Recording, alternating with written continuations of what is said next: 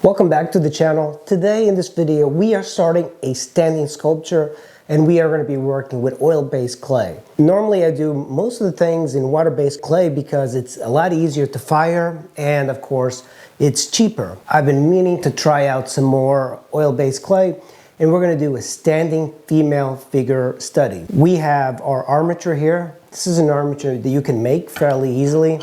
This kind of adjusts up and down. Beauty of oil-based clay is you don't need a structure to kind of hold it up. We will need some sort of like base just because aesthetically it makes a whole lot more sense. And then we're going to pose our little armature. This is the clay that I will be using. It's Monster Clay Medium. I'm looking at my pose here. There's a lot of things happening. So we have a classical contrapposto. That is, the hips on the model are this way, shoulders this way. She has her arm up, and then this arm is gonna turn a little bit. This one, you have a shoulder. This arm kind of goes up, and this one goes behind her head, like so. It's not that important right now to have the pose absolutely right, but now I'm looking at her spine, and this is where it gets interesting. So it takes some time to put all of these things together. Now this leg is taking a step forward like this. That's the hip that goes lower, and then I'm going to position this. This is the weight-bearing leg, hence the reason the hips are this way. The side, I am going to position this forward, bend her back a bit. This leg is going to be a little bit straighter.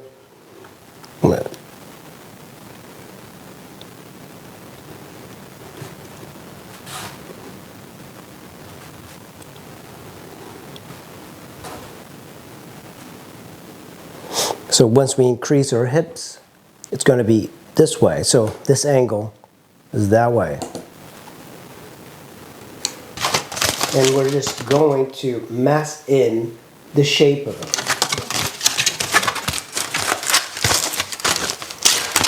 So I'm going to start right here at the torso.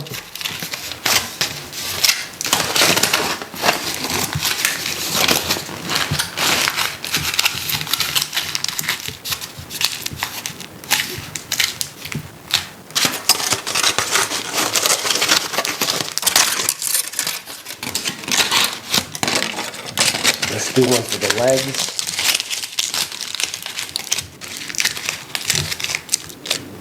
You do not want to add too much because with clay we're going to be taking care of a lot of this. And the last thing you want is sculpting and then having some clay, some foil coming out too much and then having it to push in.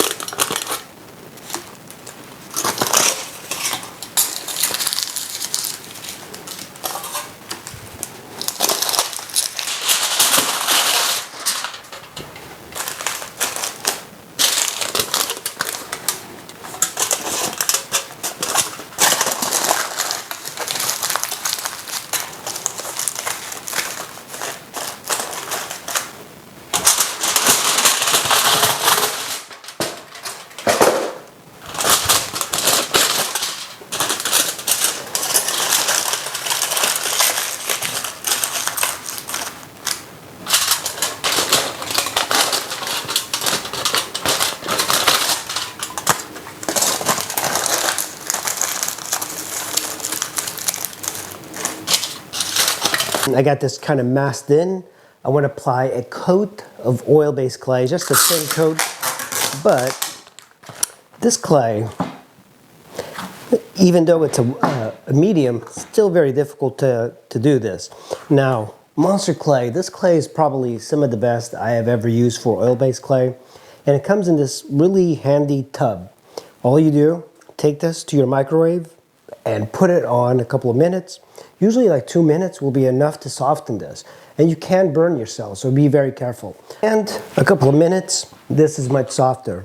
But you know, it's softer is just by doing this, it comes right out. So these little strands make it so much easier. Now I can start anywhere where I need to mass it. So what I want to do is just kind of put a coat of this just everywhere, and I'm essentially just going to mass it in. I really love this clay.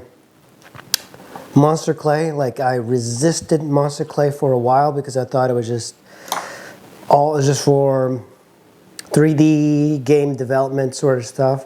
But it turns out it's just so much nicer when you work with this sort of stuff. It doesn't like leave a residue in your hands like the Chavant.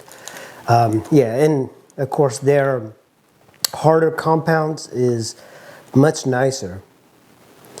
And there is something nice about sculpting with something of this value, like that color, that lightness. You can see the values better as you're sculpting. So I'm just going to fast forward, and I'm going to cover this entire piece with a very thin layer of this clay. I want to get a nice thin coat of plasticine all over.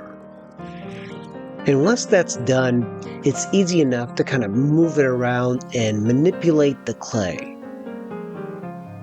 Don't get carried away with adding too much clay on your armature. You want to keep it thin in the beginning.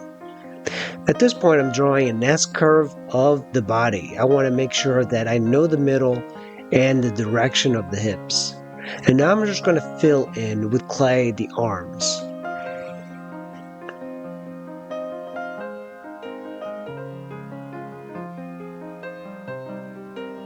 Try to keep your sculpture undersized as opposed to making it too thick.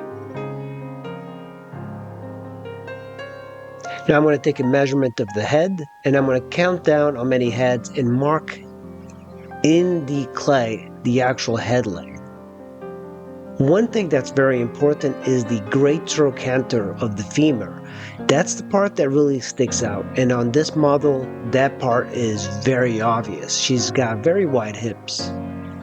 Now I'm attaching a wire to the arm and then attaching it to the other arm. This should let me move things around very easily.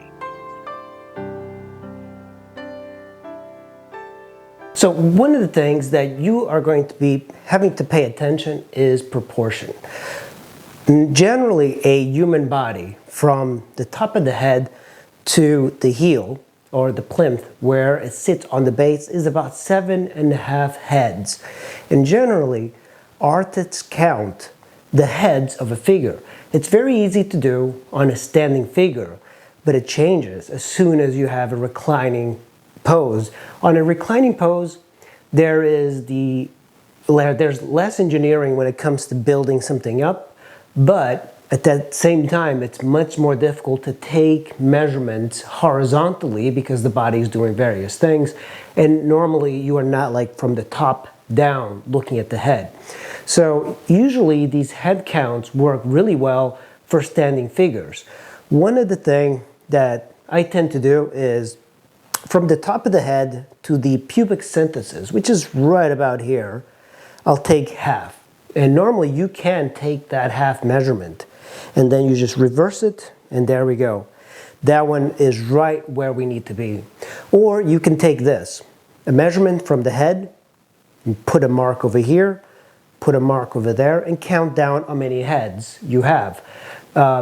Michelangelo, Leonardo da Vinci, they all have these proportions of artistic anatomy developed, and they all use the head. So normally 8 heads tall would make a very heroic figure because the head would be slightly undersized, giving it a a little bit more superhero-like quality. And actually superheroes, when you look at their proportions, you're talking about 9 heads. So their heads are tiny in comparison to their body. So, but generally in a classical sculpture like this, where we're trying to stay true to the human body, it's going to be about 7.5 heads tall. And it depends widely on the person. You do not want to measure to the top where there is hair.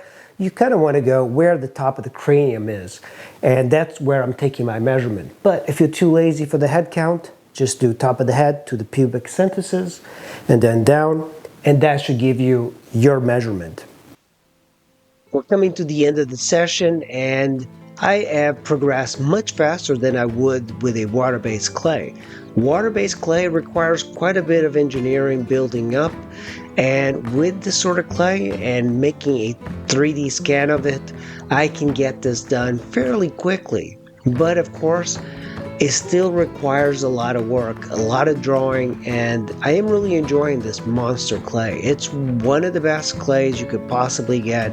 I've tried quite a bit, including JMac, Chavant, Roma, and monster clay. It's expensive, but you do pay for that quality.